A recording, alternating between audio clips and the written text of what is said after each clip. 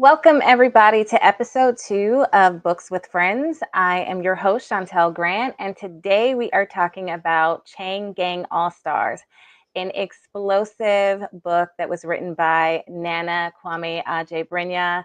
And this novel has taken up residency amongst other dystopian giants such as Fahrenheit 451, Brave New World, and Orwell's 1984. Adjei-Brenyah's harsh criticism of the American justice system and his satirical commentary on reality TV, plus his very tender care of just a good love story, is really what makes all of this an unforgettable novel to me.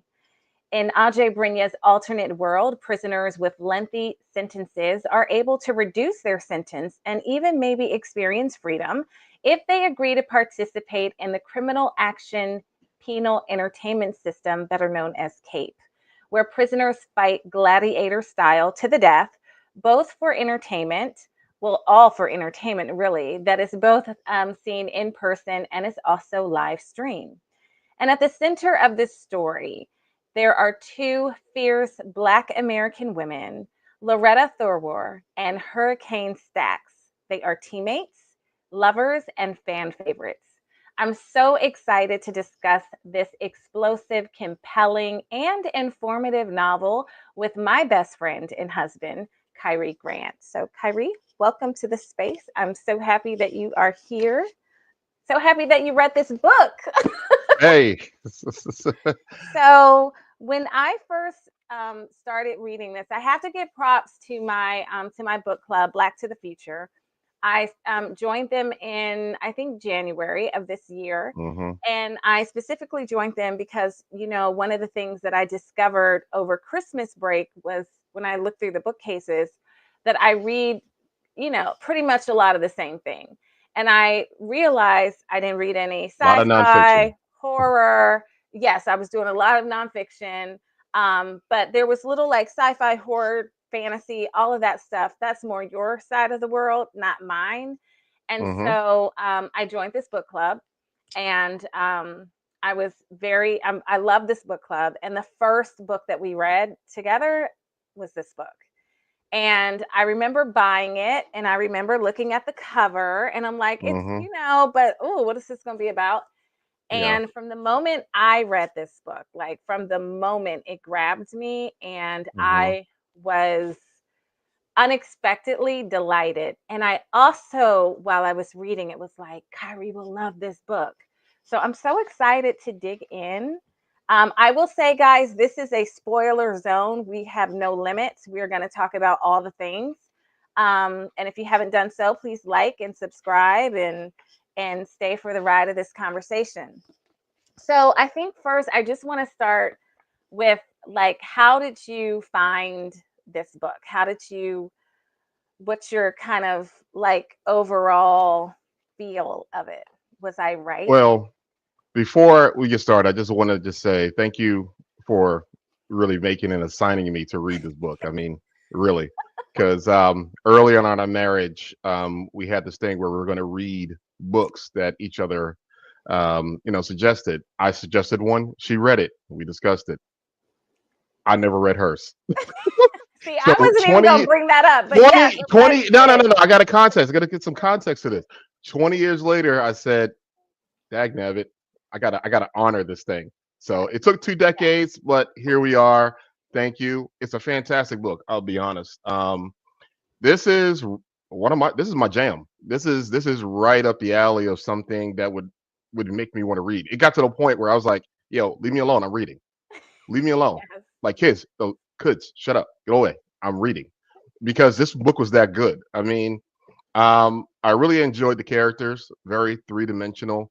Um, but at the same time, what I found very compelling was the statements, the simplistic and the very complex. One, the complex, obviously, being about the prison system, about being about the infliction of pain for Mm, pleasure, about the infliction about how the media really is complicit, in the state of a lot of these inmates and this whole system, about the money that's behind, that backs it, that sits on top, and just has a different perspective in terms of what is human life, and then down at the very bottom, the human toll, coming from relatives that had family that were on these chain gangs, mhm, to people that were abolitionists and activists, trying to stop these things because they saw the inhumanity that was happening. So, what I found really great about this book was that it took this highly complex issue, um, about America's need for entertain. But yeah, well, in this case, it was America, but yeah. America's need for entertainment, and probably the world too. Even though not as said as much, and this need for justice and punishment. There's juxtaposition between justice and punishment. So it was a fantastic book. So great selection, and kudos Yes. Yes. to Yes. Nana for this fantastic Yes, book. and I was really this is Nana's debut novel. There he has a short Whew, story. right out the No, gate. seriously, right out the gate. I'm a fan of his work. I'm a Yeah. fan of his writing style. I picked this song. Did you hear the music coming on before we came on? And Yeah. I picked it because when I was reading this, I felt this like beats. It has energy that just kind of propelled you forward through this novel, and I was Hmm. really drawn to the almost like the rhythm of it Hmm. in that way, and it struck me. And it's off the top um, one of the as I think he does such a great job with world building. You automatically know, hey, I'm in a different place, and it was so vivid in my mind with how he just put together the imagery, and you could feel it, you could see it, you could hear it, and it was very very rich from the beginning of the yeah, from the beginning of I just felt like I'm in that stadium, and Hmm. right there inside of the action. And so, yeah, I'm a really a huge fan. I'm so glad you liked it. I could tell that you liked it too. So Hmm. that was really good. I wanted to talk about like a couple things. One of the things that I appreciated about this book was the varying writing styles that he had. So it goes Hmm. in between different characters. So Hmm. we have different perspectives, but we also have he employs different types of writing. So some are just more journalistic, void of Hmm. emotion, just straight telling. But there's also like poetry, there's Hmm. poetic moments, and I wonder like how that if that drew you in, if it was a distraction. There's also the footnotes, which I do want to talk about, the use of footnotes as well. No, that's right. I mean, what you got was a full kind of plate of stuff. You got some peas, you got some carrots, you got some steak, you got all these different pieces to make a meal. Because ultimately, what you had were, and from the story, real people really trying to grapple and grasp the Mhm. situations they were in. Again, where they were in the prison system, where they were in the arena, where they were in during the march, or whether they were family members trying to organize and protest, or just the viewer. Yeah. All these different narratives, and they all had a different cadence to them. And in some cases, I think there was one chapter I think only had like a Like, couple of lines, like yeah, two yeah, words or something. It yeah, was, yeah. but it was effective because of the fact that you were able to kind of really get a sense of how they were seeing the world, especially one of the characters, not Hendrix, the other dude, the one that got influenced a lot. I can't remember his name right now off the top of my head, but Oh, are it, you talking? Go ahead. the unkillable. He Hmm. his because he was so broken as an individual. Hmm. What you saw is his thought patterns as you were reading it were just in this broken style. He's like, oh, pain. Oh, no, no, that pain. Yes. Yeah, but you saw the way he was just interacting with the world just because of the experience he was having at that time. So as you met him again later in the story, you understood where he was Where and he why was. he was the way he was. They're calling him the madman. No, it was just whatever he was going through. What he went through in prison was so horrible that everything else was easy, was cake Right. compared to what he experienced. Being influenced. Right. So Right. Talk about like what being influenced means, because So for influ- those who don't, so yeah. there was a short story. There was a small segment of the story where they talked about this young, I think she was Haitian woman who came from a very broken place and broken family, who did some self harm to herself and things of that nature, and from a child, and then you got to see her grow into a woman, into a researcher, and specifically her research was in trying to stop pain, not Right. because I think was it her father Mm-hmm. was dying. Well, he had cancer, and while the cancer is in remission, his nerves, his Yeah. the senses of his body were just so damaged and destroyed that he was always in pain. So as he died, she kind of almost took it upon herself to try to cure pain, and she created this research. And when she did, she found a way to expose the neurons and the senses of your body in ways that were absolutely horrific as they were tested on particular at animals, etc. Whereas she's like, okay, I see that, but that's not where I'm ending. Now I want to take that Right. and find ways to really help, people with pain. And instead, the corporate monsters pretty much said, nah, this is it. This Right. is good. We like what this is. We can use this. She's like, no, no, no, this is not it. And ultimately, what she ended up doing was trying to recover and redeem her work by trying to destroy it because of the fact that she was like, no, my work should not be used to create pain. And especially this pain, which is so volatile and Yeah. so, Barbaric. significant that it makes people at one point they said, claw their eyes out. That kind Mhm. of pain. She's like, that was never what she wanted. And thus she tried to destroy it and ultimately was arrested and all that stuff and thrown in jail. But and they call it the influencer because that's what it did. Yeah. When you got hit with the influencer, you would almost do anything to make it stop because it was just that significant and that painful. And so a lot of these people that went into the Cape system were victims of this torture, of the influence. They will almost do anything. They were like, I will kill somebody else just not to have to feel that pain of the influencer. Right. Yeah. I was going to ask you, like, well, and I am, like, who is your favorite, maybe most the character that hits you in a particularly special way? Um, and for me, this is the character. This story of this guy, and his brokenness and his broken stream of consciousness. First, it Hmm. reminded me, I'm a lover of Faulkner, William Faulkner, of which you know. Hmm. And this reminded me very much of Faulkner. Or I'm like, oh, okay, yeah, you're a student like of Faulkner. I see it. Where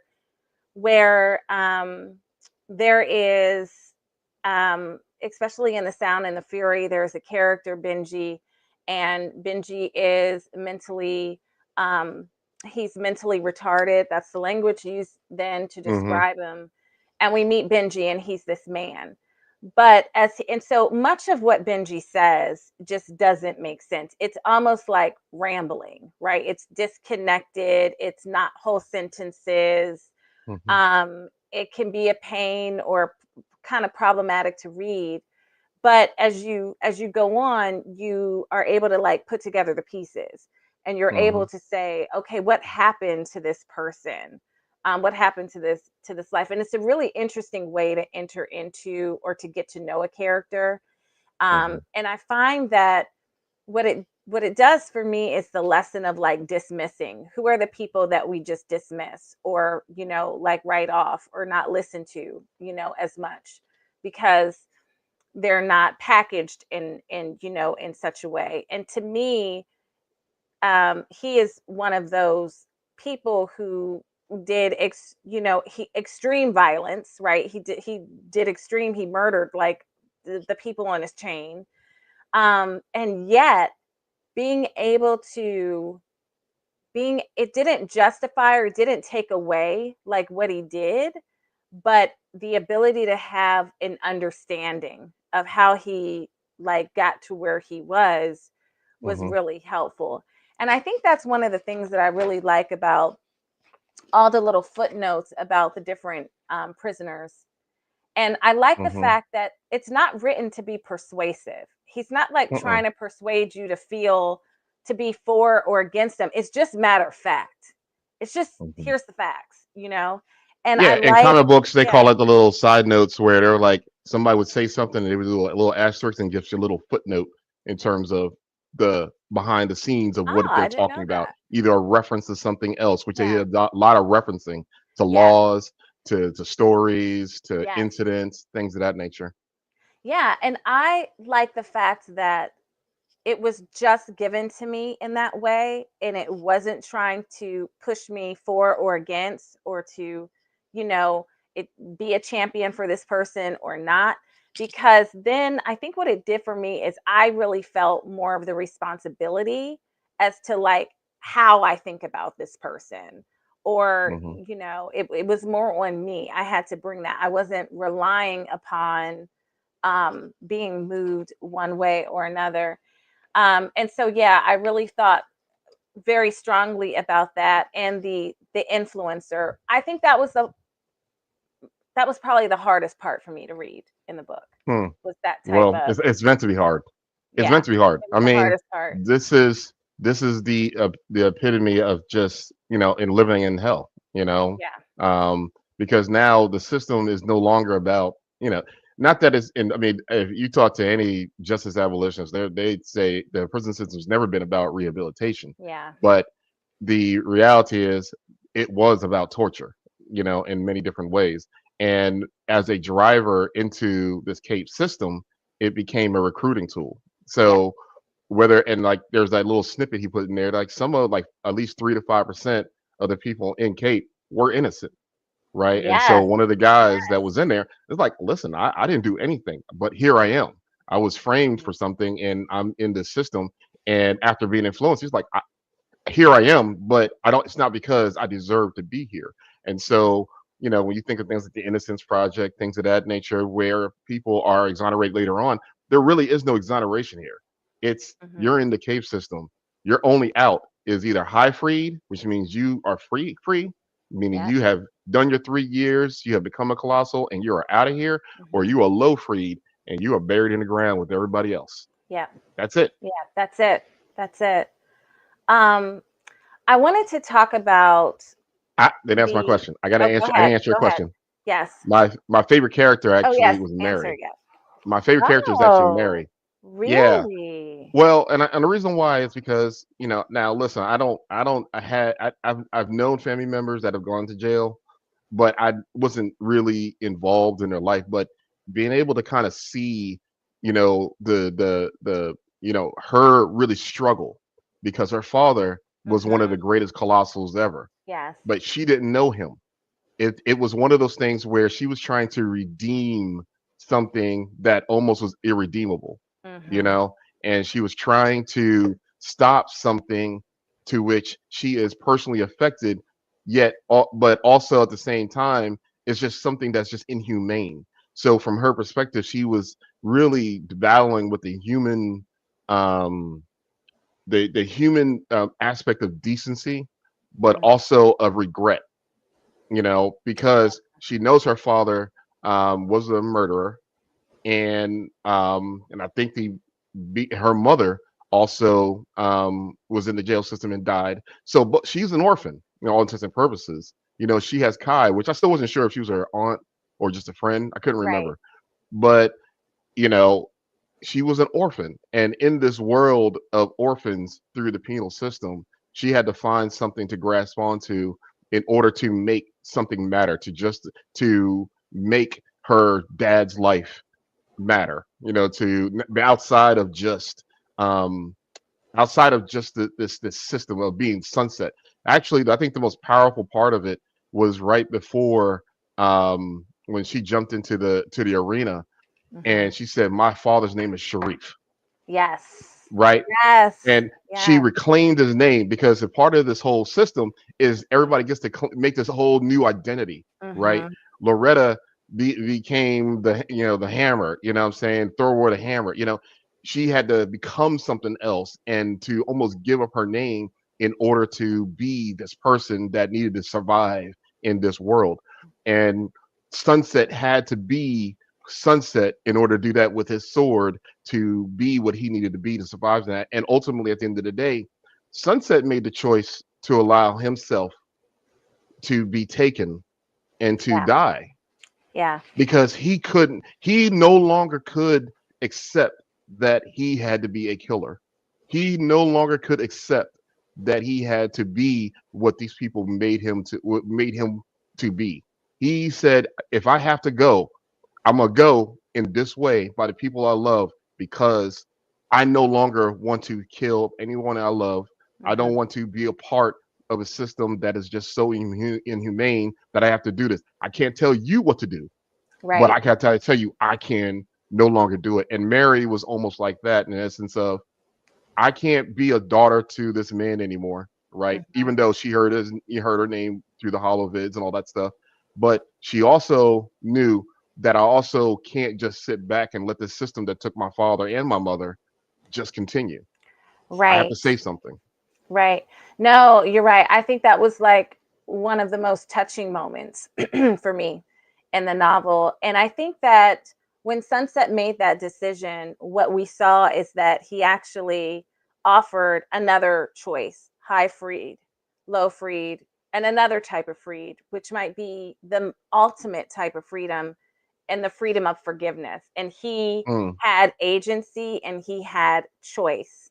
And I think that his coming to a place of like, I don't want to do this to people I love, but also reckoning and being honest and accountable for the pain that he did cause, because he was guilty of the crimes that he did commit. absolutely, 100%. Absolutely. But you saw him own it. And you also Hmm. saw him own in the way of like this violence, this who that I am. He wasn't the same person that went in. And it's in a weird kind of way. We see that Sunset was rehabilitated in a way, Yes. not from the system, but in spite of the system, Hmm. that he was in. And I think because he knew that his daughter was out doing this work, I think that probably impacted him and impacted his choices and his choice to be free of all of that and in his own right. And the other point that you make about when she reclaimed his name, I think there's so how we move through life, and I want to talk about like the impact of the reality TV. It's so easy for people to label or to put in boxes, and like Hmm. your identity, really your humanity is easy to be swept away or kind of just taken away. And we see that with these people right from the stop is, I'm going to rename you, we're going to cast you as this character, and put you in situations where you're going to respond a certain way. Oh, there are views. Oh, do more of that. And you can see, even without them wanting to, you know how they're like, they knew that if they did this in front of the camera, it would garner this type of reaction. If they did this, the camera was always on, Hmm. always, always kind of watching, and they knew how to work it, Manipulate it. manipulate it, and they needed to because they got Hmm. incentives. It was They got incentivized. blood points. They They got got blood blood points. points. They were able to Hmm. do stuff. And Sponsorship. sponsorship, which, oh my gosh, that's the whole thing.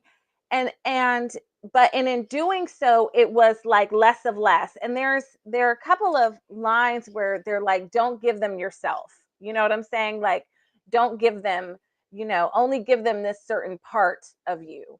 And I think that that is, I just want to, like, a good place to us to transition to the part of the book, the reality TV watchers and their relationship, this Hmm. this couple. And so I'm interested to know your thoughts about them. Like, the guy was very much involved. When we meet this couple, he's invested, he's a fan, and the girlfriend is not, and thinks it's barbaric, basically. And then we see, uh, a change, and how they changed, or how she changed. Really, she had the biggest change. And I wonder, like, what your thoughts are about that, and what you think, Nana is saying through this couple, and more specifically, do you see yourself in that in any way? Well, the thing I would say about that is you always have a phrase that you say to the girls all the time. We got three girls, is don't give your brain away, Yeah. right? And what I see is that sometimes when you're just indoctrinated so much into a thing over and over and over, repeated, violence, violence, blood, killing, cheers, jeers, whatever, that there's at a certain point you not only become desensitized to it, but you start to crave it. Yeah. And then I think that is the part of blood sport. That is kind of the magic of WWE, World Wrestling, right? Professional Yeah. wrestling. It's theater, right? It's a blood sport theater, with these hulking men, hulking women, bashing each other with over the head, with chairs or bats, and falling 50 feet off of a tower onto somebody's head, jumping, doing these acrobatics and all these things. And you cheer, and you have these storylines, and this person hates this person's a group with this person, now they're not together anymore, and it's theater, and it gets to a point where it becomes really sort of uh, infectious. Yeah. UFC, Ultimate Fight. Well, less theater, it's still this aspect of these gladiators coming in and knocking heck of each other out in order to provide not only entertainment, but for them individually to show I'm the biggest, the baddest, the strongest, toughest mofo in this octagon, right? Even going back to the Roman gladiator days, Yeah.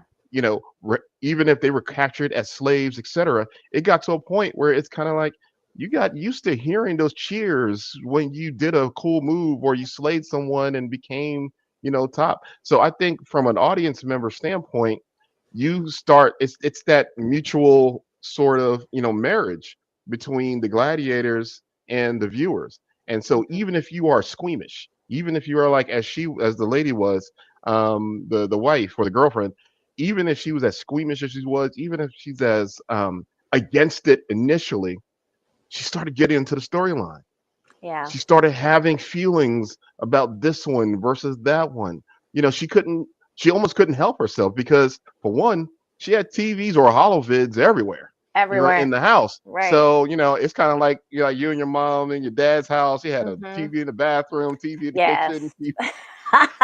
It's like Yes. everywhere. You're indoctrinated. Yes. And then when that's what you're watching all the time, Hmm. it gets to a point where you almost don't distinguish between what your personal mores are versus what's on the screen. You kind of it becomes kind of entangled, Right. this weird quantum entanglement, and that's what I think you were seeing was how people and the art of reality TV.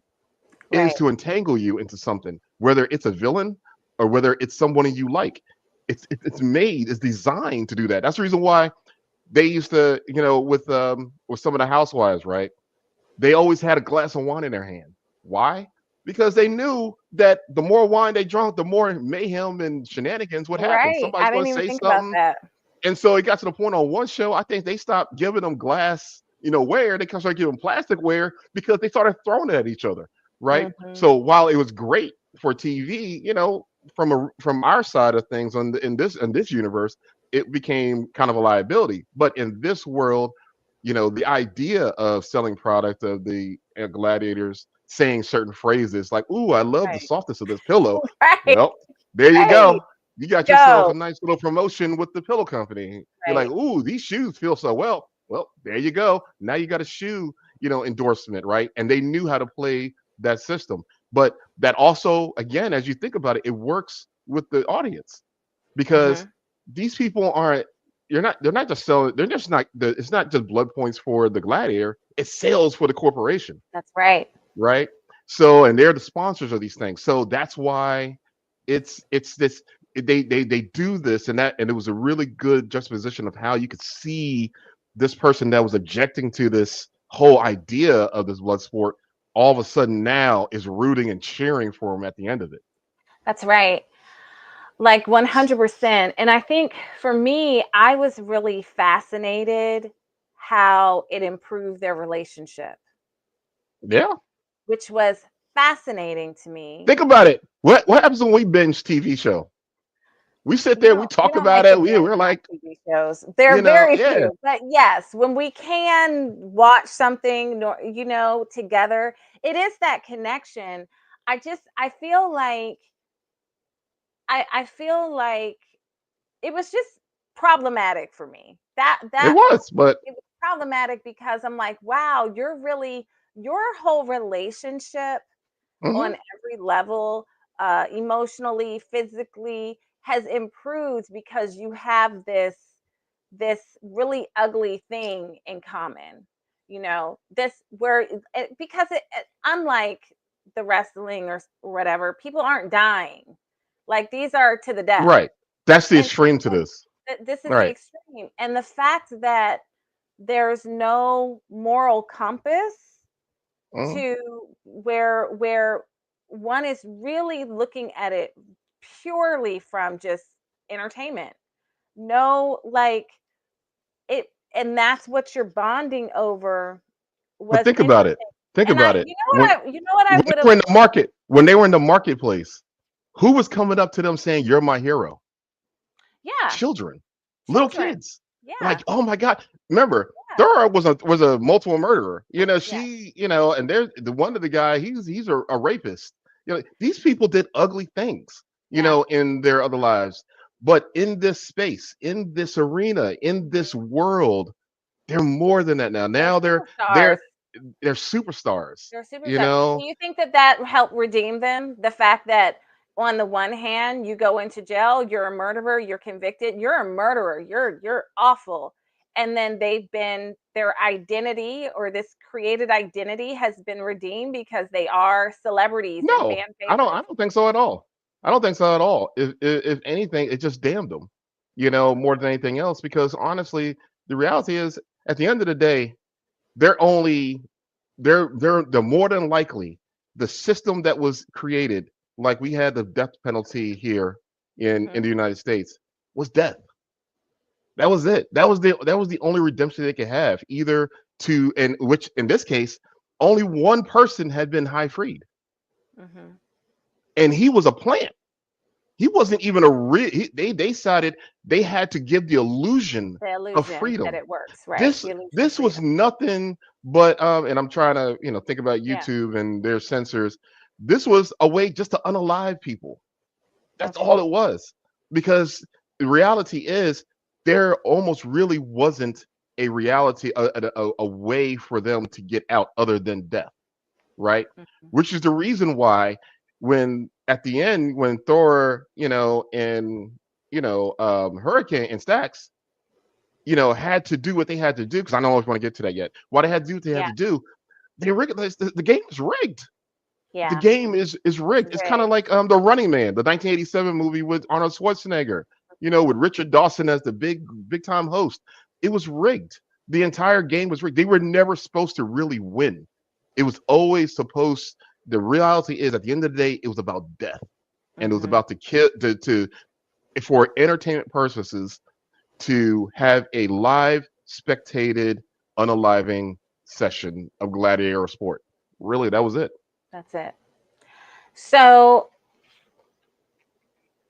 I think that this couple and like who they symbolize the parts of society that are just desensitized to things that should normally cringe or have, you know, repulse reactions towards. It's desensitized. And I would say, even further to that, to your point, where there's a craving for that, you know. Mhm. And I was wondering when I was reading this, like, what have I become desensitized to that I kind of crave or enjoy, that, you know, on the outside it's like, wow, like in my consumption of stuff. Mhm. And I have an answer. Do you have an answer? Maybe, but you go first. Let me hear your answer. You always make me go first. I Mhm. would say that as you know, I really love all of my crime. I don't necessarily like the true crime stuff, but I Oh, still oh, like, oh, oh. yeah, Yeah, like my crime, yeah. Your murder mysteries. my Your murder yeah, mysteries, yeah, my, yeah. That is definitely you. it is me. I don't I like them, I like the mysteries that are focusing more on the like psychological element, like the who did it, why did they do it, like that's kind of, versus the gore. I'm not into so much the gory aspect of it.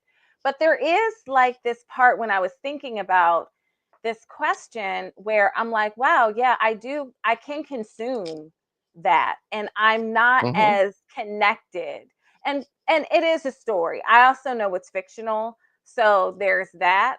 But I do have a sense of like, yeah, I have, and I think we have an ability to be desensitized to certain things that's made normal, right? That's Hmm. normalized.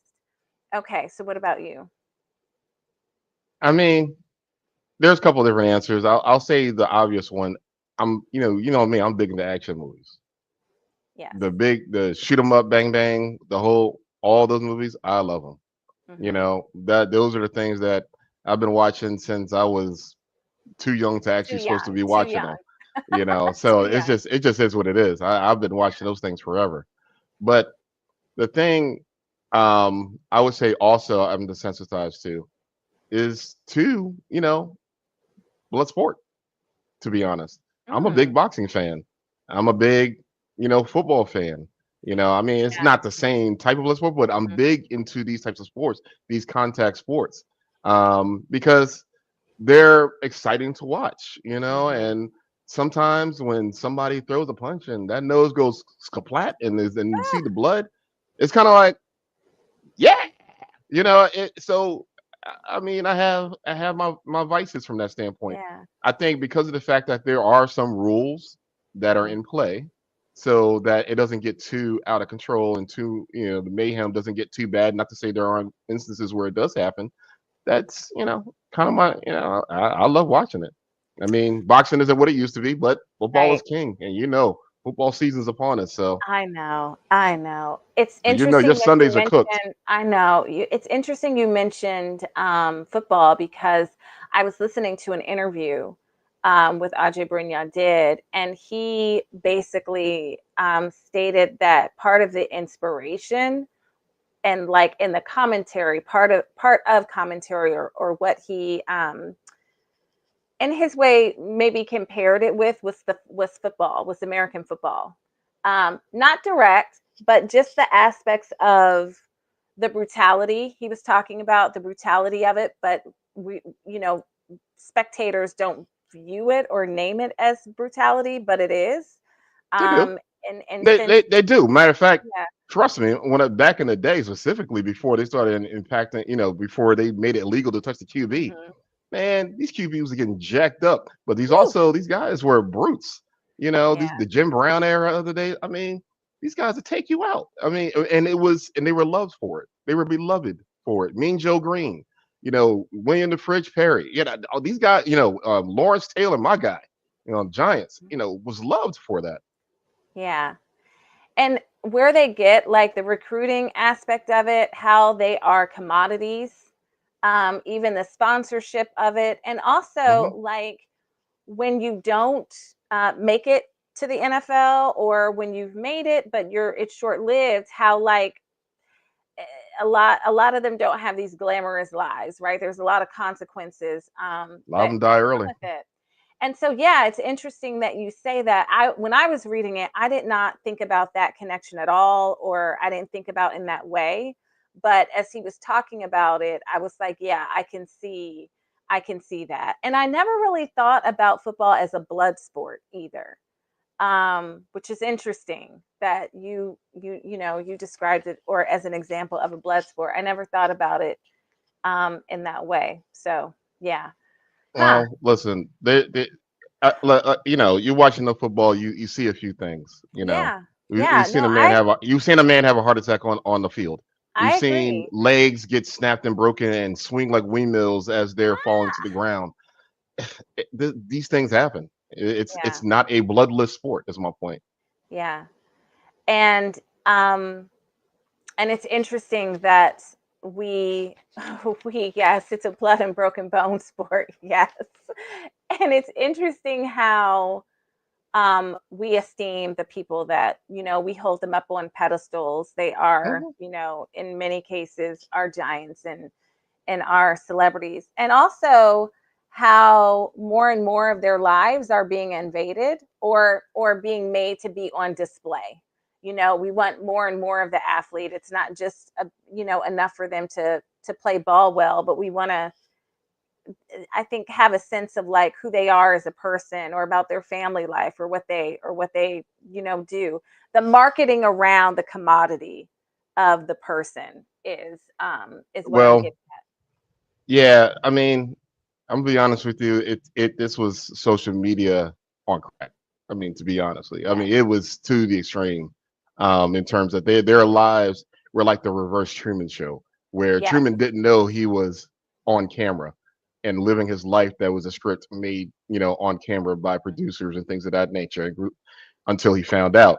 Whereas these people know every single moment of their lives, whether they're taking a shower, whether they're running in during a Yeah. march, where they're doing a double, duel, Mhm. whatever.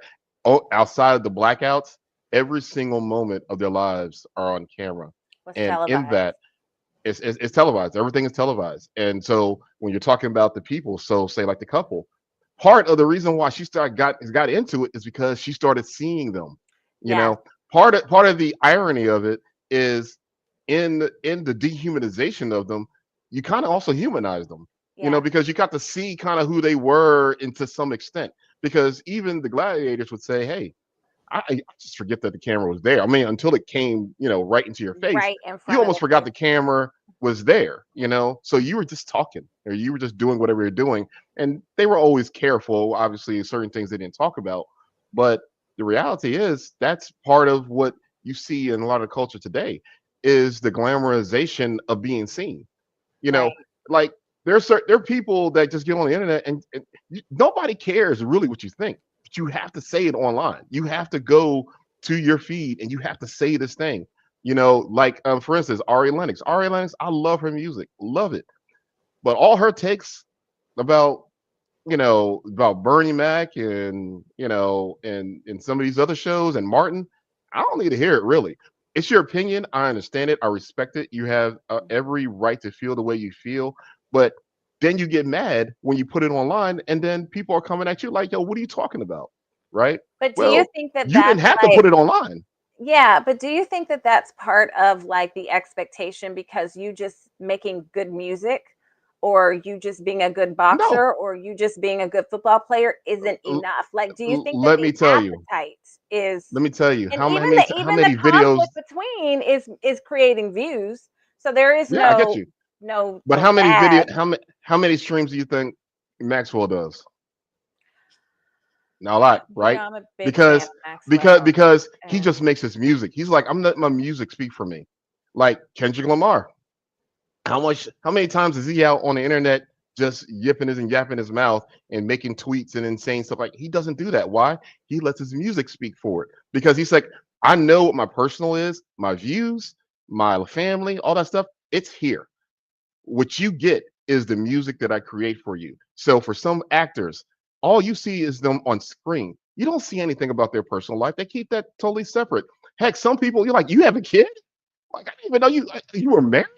Like to that one? Even I didn't even know that. Why? Because they don't get into all that. So like Goldie Hawn and like your Goldie Hawn and Kurt Russell, they don't you don't see them out there doing like that. Like I and you we always say this all the time for our generation. We got to survive the mistakes we made because there wasn't social media, right? Where in many cases in this generation, they put everything out there. So, anyway, social like again, this thing of being seen, of having your every single word, your every single thought and opinion and all of that, it's insane. You're muted.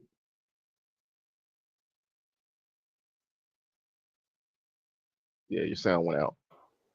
am I back? Okay. You're back. I want to talk about the like it's there. I love the Truman Show Hmm. comparison he did. I think that that's brilliant. Comparison with the reality, like just it being on steroids and that reverse kind of way. One of the comments that this book received, criticism that this book received, Hmm. that some people struggled with is the fact that it is they felt that some people felt that the minor characters, so the set of the cast of the different gladiators, there wasn't a Hmm. lot of like character building or depth, so it seemed very surface.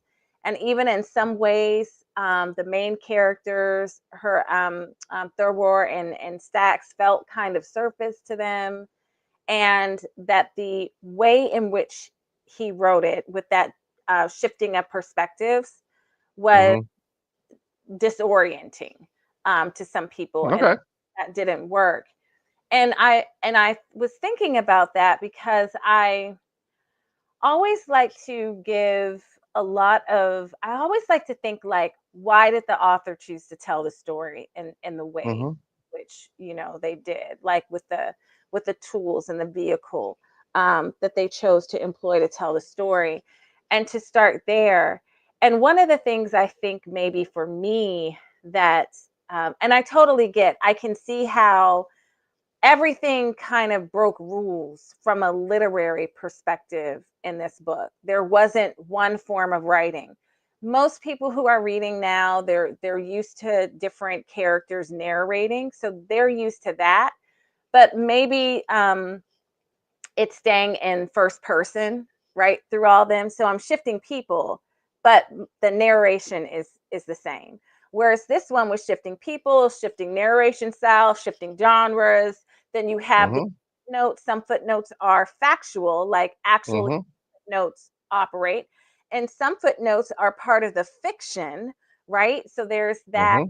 So it was just all of these different things going on at the same time, and it didn't. And I think that for some people it was hard to find a solid footing, maybe.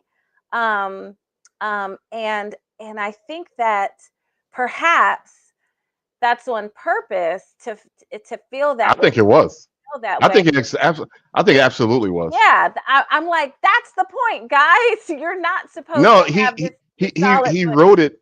He wrote it like a TV show. Yeah, He wrote it like a yeah, TV show that like a single cam TV show where you're shifting from different perspectives to different things. He wrote like a TV show. yes, yes. So what you got was that experience. Say for instance, I was watching something on Netflix, right? And I Hmm. was watching a four part limited series. What you saw kind of was that in this case three parts, Exactly. because there's three parts. You saw each episode was a part, and you got to Yeah. see the shift of the narrative in each different part. Yes. And because of that, you don't have a sense of being able to say, I really feel like I know this person, or I really feel maybe, the knowing in which I think that maybe some people were feeling like I was left. I felt like I don't think that was the point. I don't think it was the point either. And I think that Mm-mm. that's also part of the commentary, especially the That's fine. commentary on the role of social media that it plays, the fact Hmm. that sometimes we think we know people, we think we know information, we think we know, but we really don't have this whole view of knowing. They didn't really So know. let me Go let ahead. me think about it. Let me think about this. The Wire, perfect example. Oh gosh, I The wish. Wire, Yes, the Wire would just drop you into a scene. yes, It would just drop yes. you It was a into a drop. scenario. It didn't care whether you understood the language. It didn't care if you understood who the people were. It didn't care that you understood the story at the moment. Only thing they were doing was saying, here is the scenario. This is what's happening. I trust that you're smart enough to kind of figure it out. Yeah. It's the method of it's such a great example. It's a method of showing, not telling. That's Nana right. showed, I'm gonna show you. I'm gonna show And you. and you're gonna have to figure yourself out in this world. But I also think it challenges the reader to think about, who are you in this world? That's Like, right. are you the spectator? Are you the protester? It's not You leading know, you by the it's nose. not leading you by the nose, Mm-mm. persuading you one way or the other, or trying to make these big demonstrative, appeals to your heart or to your mind. And that to me was part of the beauty and magic and brilliance of this book. We have, before we leave, we have to talk about the ending. We have to talk about Thorwar and Hurricane And Stacks, and stacks. I'm interested to see how that was for you, in the ending and the decisions that were made as I would far as. say the ending was jarring. It was Mm, jarring because it just ended. hmm it And did. that was kind of Yep. like, oh, okay, right. Hmm. And on one hand, I'm okay with that because it was kind of like the end of Sopranos, you know, Which when I still haven't fully it, watched. that's Yeah. okay, that's okay. uh, Just follow me. yeah. Let me cook for a Get that. second. Yeah. It was just kind of like the Sopranos when they're sitting at the diner, they're sitting at the table, he's on the run, and you're thinking something is happening, something's about to happen, Hmm. and then the door opens and the jingle happens, and then it's done. It cuts away. What happened? Yeah. Death, life? I don't know. Yeah. Right? Some people hated that ending. I was one of them for a long time. I hated that ending when I first. I was like, Hmm. "You kidding me? This is it?" But over the years, I've grown to really appreciate the complexity of what it is. Right? Yeah. And so at the end of this, what you saw were two titans, two colossals Yeah. at the very end, knowing full well only one's going to make it out. Only one. It can Only only be one. one because they decided to rig the game. Yep. So they knew that the cruelty of this moment would drive ratings, would drive interest, would drive all this fervor because Thoreau was right there at becoming freed, high Yeah. freed, the first high freed since Novocaine, right? The one Hmm. that was the plant The plan. and the plant, right? The one they allowed to live and make it through, Right. right? She was the first one to really, through hard murder and killing and everything, make it to the end, Hmm. right? And in this case, the last thing they did was they didn't just it wasn't just her being freed. She had to she had to kill everything. There's like you can't take anything with you. You can't take the knowledge that Stacks is going to be there. Right. Somebody's got to die, and that was the cruelty of it. And I thought that was the most impactful aspect of that ending was the cruelty of it Yeah. because these people didn't. They Thorwald and Stacks, neither one of them knew how to give up. No. And they They also weren't. didn't expect that from one another. They Their didn't. relationship, their love, their forness, I think their relationship was such an example of what it looks like to love someone, what it looks like to love someone honestly. Like Hmm. even with the like, yes, I'm cheating on you, and sometimes I'm with a man and I need that because I need Wasn't that cheating type though. of, but wasn't cheating, but I need It that, and wasn't cheating. it was accepted. Um, Yeah, and I feel like just the honesty, the vulnerability, the sisterhood in a sense, that's right. and the fourness, but also like I am who I am in this, Hmm. in this moment, and I know But I'm how I still have to LT. come, and I'm I'm still still I'm the hammer. exactly. You And know, I'm I still Stacks. hated. I'm I still the saw this hurricane. coming, and I was like, no, don't like But put but them in a I'm gonna be honest with situation. you. I'm gonna be 100% honest with you. I really didn't know how it was gonna end I didn't because I either. I said saw it them can really having go. the It like, can yeah, it can really go either way because I yeah, saw either one doing something almost as a way to say, "Hey, you know what? I need you to be." And so when it ended the way it ended, I was like, "Okay." I to the very literally to the very last sentence in the book, I did not know how it was going to end, yeah, and I appreciated that because what I appreciate about the writing, and this is what I'm saying, it was doing this to me. the It whole was just it time, was the just doing whole this to time. me, even with the doubles when it Yeah, was Stacks and the other guy. I can't remember not Stacks, Hendrix and the other guy. You know, when they had that last doubles, yeah, young, I didn't really know who was going to win exactly, that fight. exactly. You know, and so the way it ended, it was kind of like Croft. I think his name Croft, the Yeah, Craft. Craft. craft. I said I didn't know how that was going to end. And so when I got to the point where we got past that part of it and we got to that final fight, I was like, hey, I was throwing money. I had like $5 in my pocket. I was like, I'm gonna throw Stop! some money on the table and like I don't know who's gonna win. So let's see if I keep this Oh $5 my gosh! or I Oh donate it. my I don't know gosh! because it was just to that point. So I thought that was Mhm. the aspect that I truly appreciated. It wasn't about to get you to know them per se, but it did help you understand that sometimes family is not about who you were born into. That's right. It's almost even not about what you've actually made from a biological standpoint. Mhm. Sometimes that family, whether you love them or not, because some of those guys were racist, bigoted piece of craps, Right. but they were part of your chain and you had to support them the way you want them to support you. And that family that they had that through blood and pain and Mhm. sorrow and all that thing, that was the only lasting legacy that was probably happening out of this book. It was like that family bond, that brotherhood, that sisterhood. That was almost the only point. It's like sometimes, even in the hardest situations, all we have is each other, and That's that right. I think to me that was That's kind of right. the point. I think you tapped into what I felt. I didn't get to this right when I finished the book because it was one of those things where for me it was like, okay, first of all, it was over and I was kind of sad that it was over because I always feel like Yeah, that was a good book.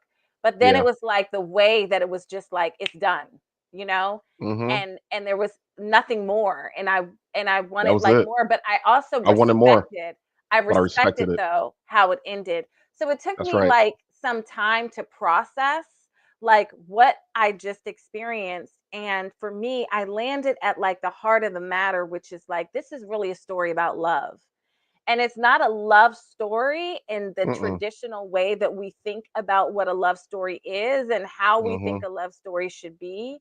And I really thought that it was like these aspects of people coming into being to loving themselves. Like the example of that is Sunset and like his Hmm. arc, his character arc in his And story, even Stacks, her and thing is even I love Stacks you. and I love I you. love you. And even like the as you said, like that bond of very different people, very dangerous people, or very, Hmm. cutthroat, Troubled, or all very these bothered, troubled very people, cutthroat. very bothered. But In you some cases, see them very in, evil people. of love, and even the love of like um the Mary, your favorite character. Hmm. And the love, because the love is challenged at every turn. It's not easy Hmm. love. It's sacrificial, it's hard, it's desperate. It's, it's all of these Love different things. is not just one static thing. It's No. so complex. It has so much texture, so much complexity, a Yes. lot of hues, a Yes. lot of different highs, a lot of different lows. But ultimately, at the end of the day, when you're really in love, meaning not just to say, romantically, but when you just love in Yes. general, love the people you're with, you have to go through that journey. Yes. That's Yes. just Yeah. that's life. That's life. Last question for you, and then we're going to wrap up. But do you think that it was a good choice to have the two gladiator centers of this novel be female? Do you think the story would have changed at all or felt different if it were two men?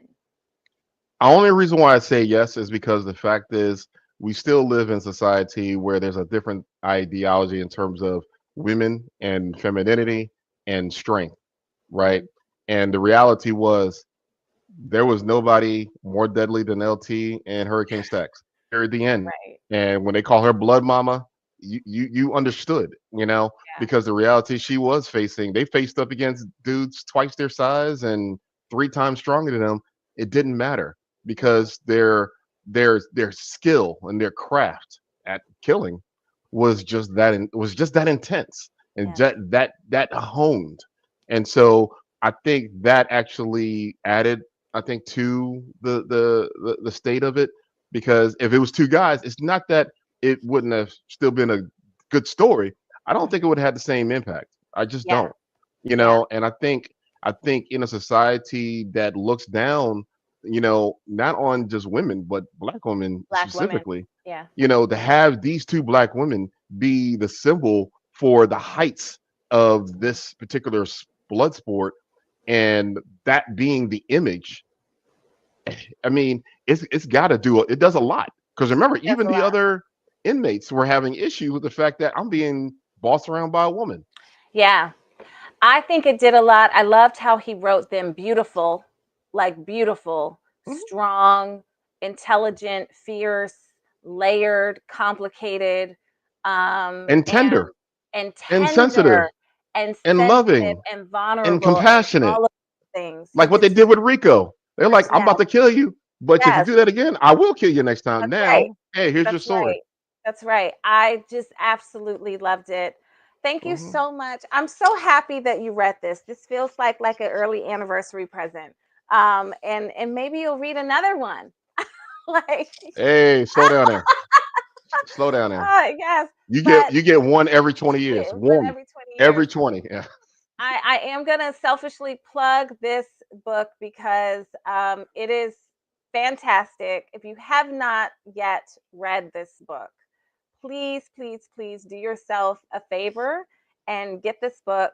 You will not regret it. And if you do, that's okay. You can tell me about it. Let me know in the comments below if you have read it. If you do read it, let me know. Come back and let me know how you like it. I'm definitely going to be getting his short story collection, which I can't remember the name of it. I think it's like Black Dawn or something like that. But this is an author to watch, to support, to celebrate, and to share. That's what we like to do here on this channel, is to support authors, to support reading, and to support books. So again, sweetie, thank you so much for spending this time with me. I appreciate it. You're I want to give welcome. a shout out and thanks to my wonderful producer who's been helping to do all the wonderful things behind the screen. So Thank you, thank you, Montaigne. Montaigne, for that. And with that, you guys, I will see you next time. Thank you so much for hanging out with us. And until then, you all know what to do, which is to stay reading. You too, babe. Don't lose that good habit that you All got right. over these past All few right. weeks. I'll try. All right. I'll try. Bye. Find me another Bye. good book. All right. All right. Bye.